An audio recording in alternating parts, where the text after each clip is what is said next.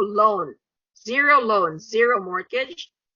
Let's say it's $1 million, okay? That $1 million is just trapped in your home.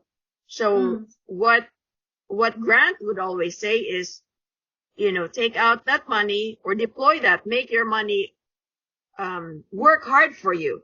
Because if I have a home and there's no mortgage to it, that 1 million that I put into that property, it's just sitting there. Yes, I don't have any mortgage. Yes, if people want different things, right?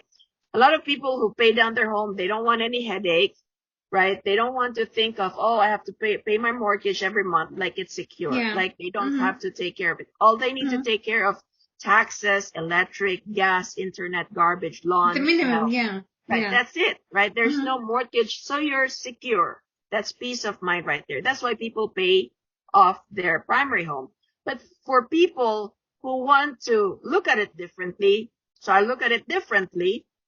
So, my money is sitting there, it's trapped, my 1 million is sitting there, so I do not have to take the whole 80%. Remember, the bank wants to do 80-20 all the time. 80%, right, is from, they can deploy, they can give to you, or 20% stays in the house.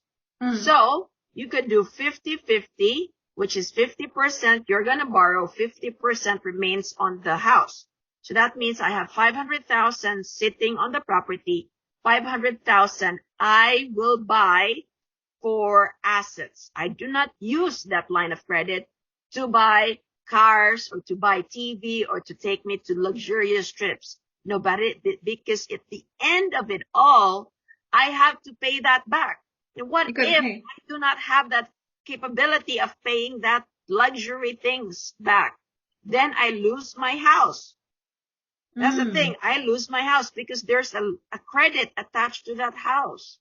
But if I deploy, now let's contrast it. If I deploy that 500,000 to an asset puts money into your pocket. You have tenants there that are paying for it.